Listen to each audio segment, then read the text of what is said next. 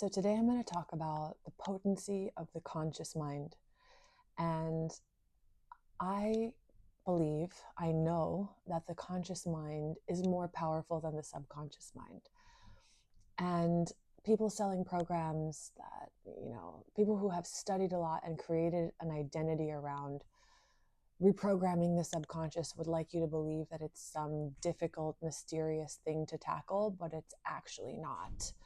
So I'm just going to pause right here and say the subconscious is actually not subconscious. It's not mysterious at all. It's just that it's unexamined. So if you were to pause and be like, oh, what's going on in my life? Oh, well, some people say, I don't feel anything. I feel dead inside. Okay, well, that's a doorway into your subconscious. What's going on there? Why do you feel dead inside? I feel numb. Okay, why do you feel numb? Oh, I feel like there's this huge pain in my heart that I'm avoiding, right?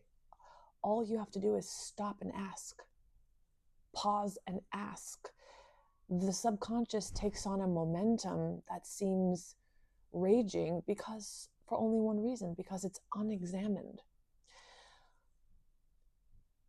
The state of your health, the what's going on in your body emotionally, what's not going on in your body emotionally, all these things are telling you what's going on in your subconscious. But all of these things are feelable, observable, and therefore they are not subconscious. So the subconscious mind is not a mystery. But I want to talk about the conscious mind. The subconscious mind became subconscious because of conclusions that you made, right? Oh, I'm not good enough. I'm not good enough. I'm not good enough. I'm not good enough. And so therefore I have a self-concept of not being good enough. And therefore all of my thoughts, feelings, behaviors, motivations are to fulfill that self-concept, right? But that momentum took place because of conclusions that I made. So the conscious mind is more potent than the subconscious mind because you can, if you understand how to harness it, you can change your life in 1 second. Okay? People just don't understand how to use the conscious mind. So I'm going to tell you how to use it. And I know this for an absolute fact because I have done it over and over and over again. The Buddha taught us to be one-pointed in our consciousness, right? Be one-pointed. If there are issues within you that you want to heal, work with one issue at a time, one frequency at a time, right? Whether it's guilt, a lot of people are owned by guilt. And what does that look like in the personality? Oh, I keep so many people in my life. I stay married to someone who pretty much hates me. I have a business partner who talks shit about me, but I don't want to get rid of them because, oh, that would blah, blah, blah. Oh, I've known them since I was a child, blah, blah, blah. Right? But if you're real with how it feels to keep these people in your life, it feels pretty awful, right? So that's a pretty strong indicator that a lot of your motivations are coming from a place of guilt. So if you were to say, okay, I'm done with guilt, right? The key to harnessing the conscious mind is the intensity of your decision. It's the intensity. The intensity, as Dr. Joe would call it, the amplitude, the intensity. Like, if I have assessed the damage of guilt in my life, so I've taken an inventory and I get it, it's like pretty much killing my life to be stuck in chronic guilt. It's ruining my digestion. For many women, it messes with their fertility.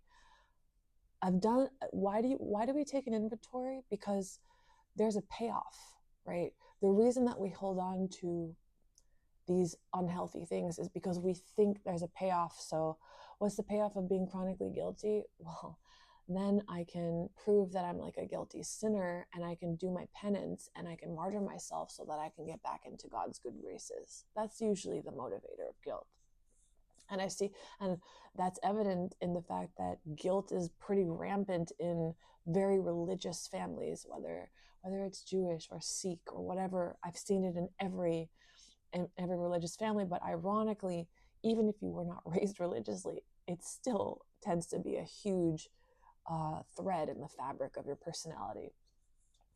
So you assess the damage because you want to consciously acknowledge, like, okay, there ain't no more payoff here. This is not going to get me back into heaven. This is just going to keep me infertile, in pain, weird digestive issues, shitty friends. This ain't doing it for me. This is not going to get me into heaven. Okay, so we assess the damage. We do that with our conscious mind. Then we say, okay, I am done with this. I'm done with this. It's about the intensity of your decision to be done with something. If I say, you know what, I'm going to give up guilt now. I think it's time to give up guilt. That's kind of limp, right? That's kind of like fawny and like diffused, right? That's not one pointed like the Buddha said, right? No. I am done with this. Done. And when I say done, right, you can be done with it in that second, depending on the amplitude of it. And you'll notice that you are no longer attracted to certain people because the whole magnetic pull of your dynamic was that you were the guilty one and they blamed you for everything. That's happened to me. I let go of guilt and I had a person in my life who blamed me for everything, and all of a sudden I had no desire to talk to them pretty much ever again. And I still love them dearly, but because at that moment that was the dynamic, like nothing in me was interested in it anymore. So you have to be very serious, and you can go for a walk and talk to God. Be like, take it away from me. I'm done with this. I'm done. Take it away. I'm done. Enough. I'm done. Take it away. Like I'm trying to demonstrate the intensity, the seriousness, the potency, the amplitude. For me, I accompanied this process with something called the mikvah, which is bathing in water. And I told the angel of water to like wash this out of me. You don't have to do a ritual. I was guided to do a ritual for that. But it's not really the ritual that's doing the magic. It's the desire. It's the potency. And so when I hear people saying, oh, I've been working on guilt for 40 years, I'm like, oh, well, the reason why it's taken so long is because you're not focused enough. You're not one-pointed enough. You haven't reached that amplitude of decision. You haven't realized that there is no more payoff in this, right? And you don't have to wait for some time in the future to realize that the payoff is no longer there. You just have to freaking make a decision. Talk to God. Say you're done. Like, be so serious about it. Do the same thing with self-hatred, the same thing with masochism. Enough. I've taken an inventory of self-hatred. Enough.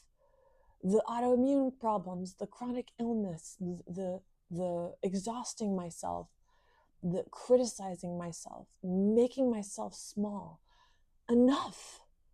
This is not going to get me back into heaven. There's no reward in this for me.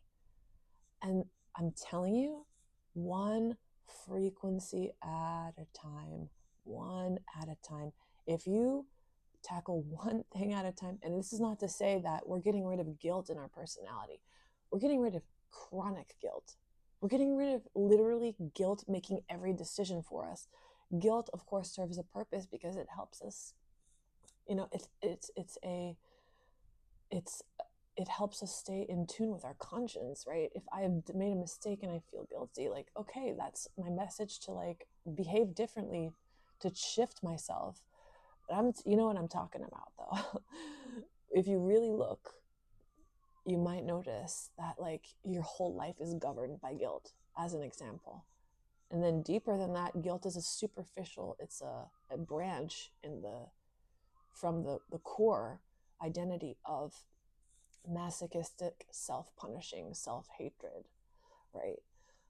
So the reason why in a narcissist empath dynamic, the reason why empaths tend to heal, they have a higher likelihood to heal, is because the payoff of, right, oh, I thought it was a payoff to keep myself sick and be a victim and be weak and outsource my self-esteem yeah, the payoff of doing all those things is that I can prove to God that like I'm this unworthy, disgusting being, and or maybe the payoff of being disempowered is that I never have to try, I never have to fail. But as you move through life and you're chronically ill, and maybe you're in debt, or maybe you've had some really, really painful relationships, the payoff starts to wear off real quick, doesn't it? Right?